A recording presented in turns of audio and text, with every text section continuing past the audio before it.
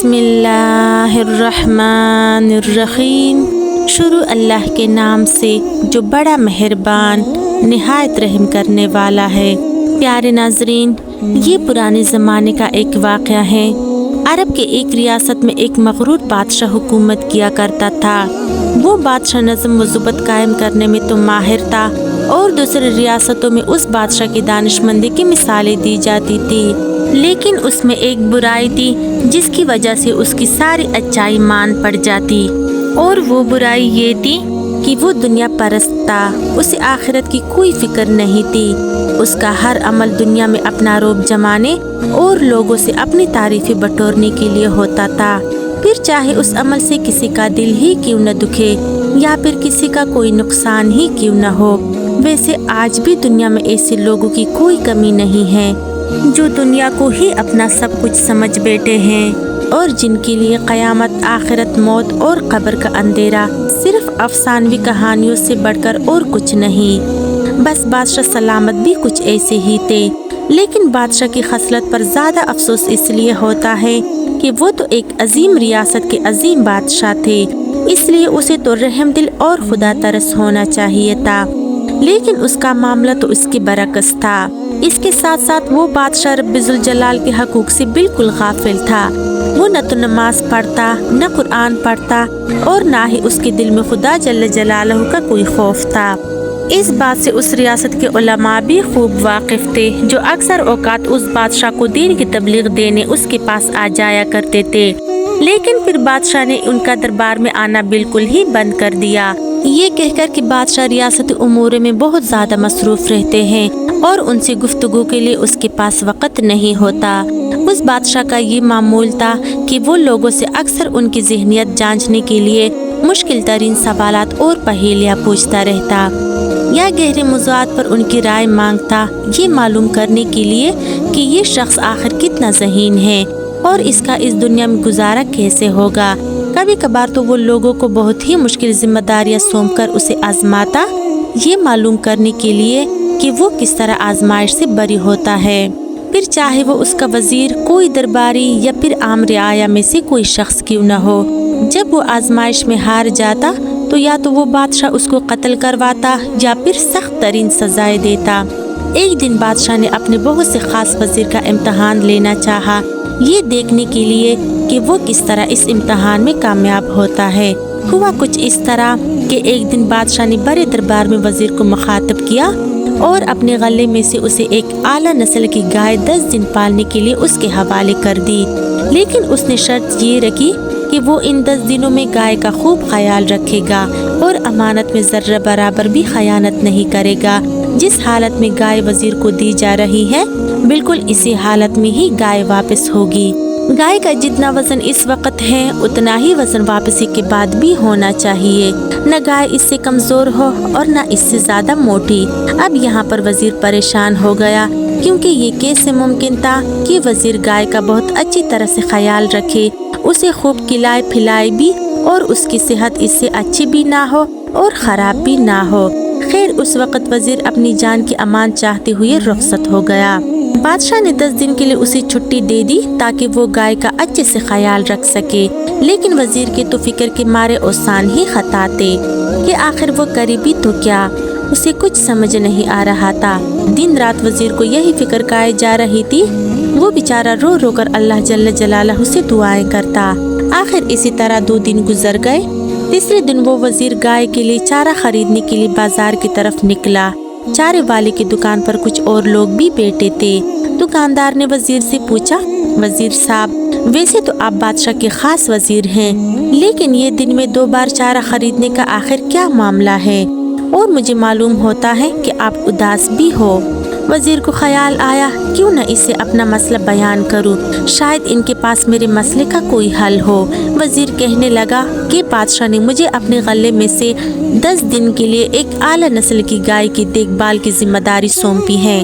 دکاندار نے کہا، ارے جناب، تو اس میں فکر والی کیا بات ہے؟ آپ اسے روزانہ عمدہ قسم کا چارہ کھلاتے رہے، 10 دن میں اس کی صحت کافی اچھی ہو جائے گی، اس کے لیے آپ پریشان کیوں ہو؟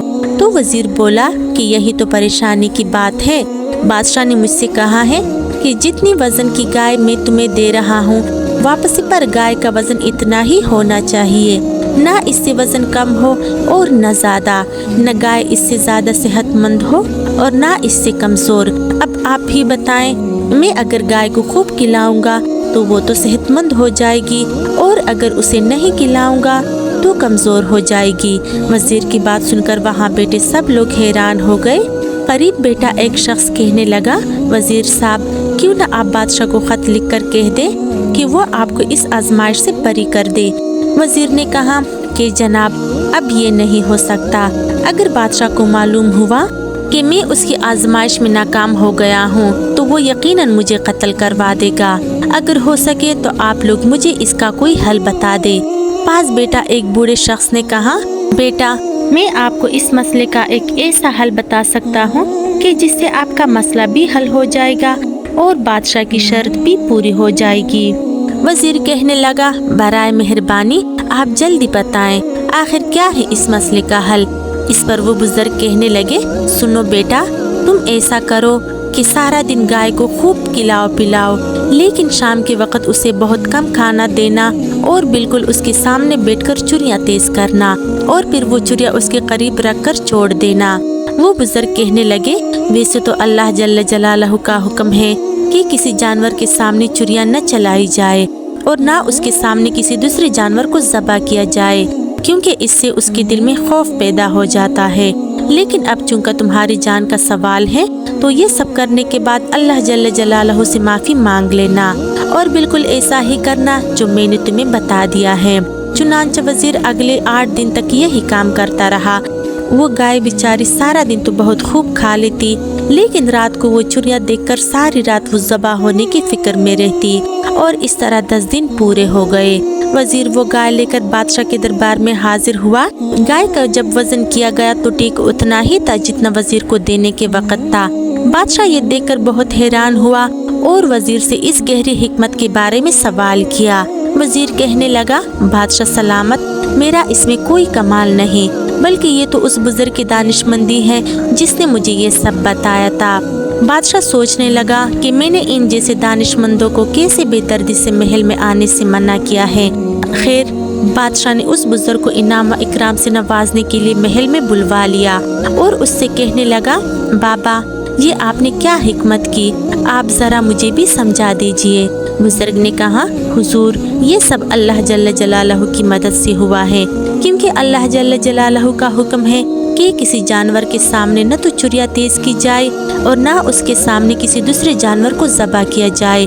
तो बस मैंने सिर्फ एक नेक वज़ीर और अल्लाह वाले की जान बचाने के लिए ये सब किया। लेकिन हम इस बात के लिए भी अल्लाह जल्ल जलालहू से माफ़ी मांग चुके हैं और हमेशा मांगते रहेंगे। हमने बिला वजह एक मासूम जानवर को ज़बह होने की फिक्र में मुब्तला रखा। जब उस गाय के सामने रात भर चुरियां रखी जाती तो वो सारी रात फिक्र में मुब्तला रहती कि कल उसे ज़बह कर दिया जाएगा, और जो दिन भर उस गाय ने खाया होता वो सारा का सारा इसी फिक्र में लग जाता। इसलिए इस गाय का वजन उतना ही रहा जितना इस गाय का आपके पास था।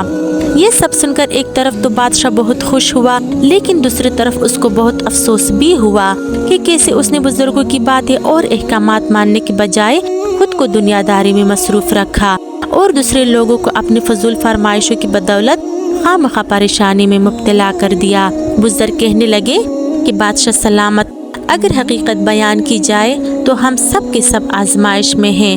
उस आजमाइश में जो जिम्मेदारी हमें हमारे परवरदिगार ने दी है, तो दूसरों को आजमाने के बजाय हमें अपनी जिम्मेदारियों को बखूबी निभाना चाहिए और बाकी जो वक्त बचे उसमें अपने रब पाक परवरदिगार को याद करें, नमाज पढ़ें, अपने रब से बातें करें और अपने रब से ये कहें कि हम उसकी सौंपी गई जिम्मेदारियों को बखूबी सरअंजाम दे रहे हैं, क्योंकि एक दिन हमने उसे रब की तरफ लौट कर जाना है। मजीद वो बुजुर्ग कहने लगा कि बिला वजह किसी को परेशान करना या फिर गम में मुब्तला करना कोई दानिशमंदी नहीं है, बल्कि दानिशमंदी तो इसी को कहते हैं कि अपनी हिकमत की वजह से दूसरों की परेशानी और फिक्र को दूर किया जाए। बादशाह ने उस बुजुर्ग की सारी बातें बहुत गौर से सुनी और बादशाह के दिल पर उन बातों का बहुत गहरा असर हुआ। लिहाजा इस तरह उस बादशाह ने अपने गुनाहों से तौबा कर लिया और आइंदा ऐसा कोई भी बुरा काम करने से बाज आया।